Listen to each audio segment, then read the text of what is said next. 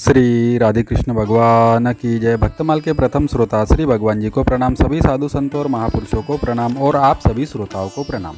अभी हम श्री भक्तमाल जी में श्री हरि ध्याननिष्ठ भक्तगणों में श्री अंग जी का चरित्र सुन रहे हैं। महाभागवत श्री ध्रुव जी के वंश में राजर्षि अंग का प्रादुर्भाव हुआ था।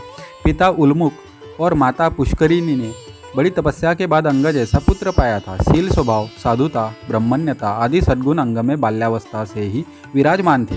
एक बार राजर्षि अंग ने अश्वमेघ महायज्ञ का अनुष्ठान किया। उसमें वेदवादी ब्राह्मणों के आवाहन करने पर भी देवता लोग अपना भाग लेने नहीं आए।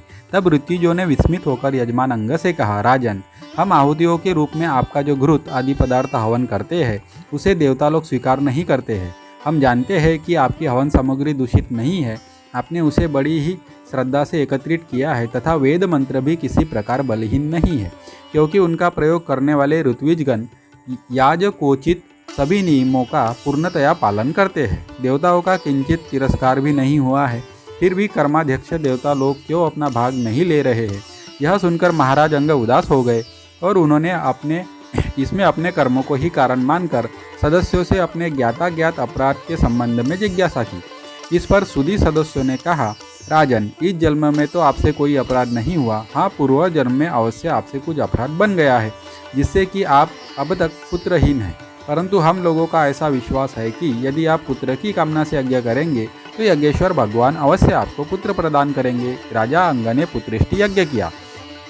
ऋत्विजों के सत प्रयत्न से यज्ञ पूर्ण हुआ। आहुति डालते ही अग्निकुंड से एक दिव्य पुरुष स्वर्ण पात्र में सिद्ध खीर लिए प्रकट हुए।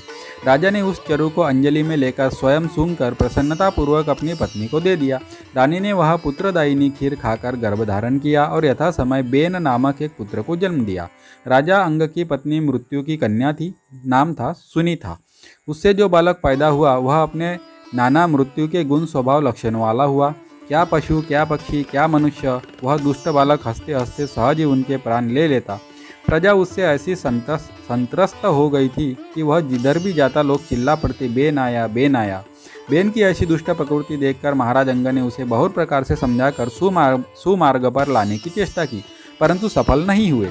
इससे उन्हें बड़ा ही दुख हुआ। वे मन ही मन सोचने लगे, जिन गृहस्थों के पुत्र नहीं है उन्होंने अवश्य ही पूर्व जन्म में श्री हरि की आराधना की होगी। इसी से उन्हें कपूत की करतूतों से होने वाले असह्य क्लेश नहीं सहन करने पड़ते, जिससे सब प्रकार के अनर्थों की प्राप्ति होती है। ऐसी नाम मात्र की संतान के लिए कौन समझदार ललचाएगा, वह तो आत्मा के लिए एक प्रकार का मोहमय बंधन ही है। पुनः श्री अंग जी के मन में यह विचार आया कि मैं तो सपूत की अपेक्षा कपूत को ही अच्छा समझता हूँ, क्योंकि सपूत को छोड़ने में बड़ा क्लेश होता है, परंतु कपूत तो घर को नरक बना डालता है, अतः उससे सहज ही छुटकारा मिल जाता है। इस प्रकार सोचते सोचते राजा अंग का चित्त संसार से विरक्त हो गया। वे रात्रि में घर से निकल गए। प्रजाजन, पुरोहित, मंत्री और सुहृद वर्ग ने खोजने का बहुत प्रयत्न किया, परंतु वे उन्हें वैसे ही नहीं पा सके जैसे कुयोगी पुरुष सर्व गुहाशाही भगवान को नहीं खोज पाते। श्री राधे कृष्ण भगवान की जय। अगर वीडियो में कुछ भी कमी है तो कृपया कमेंट में बताएं, और अगर आप भी श्री भगवान और उनके प्रिय भक्त में श्रद्धा विश्वास रखते हैं तो मेरे वीडियो को लाइक कीजिए और चैनल को सब्सक्राइब कीजिए।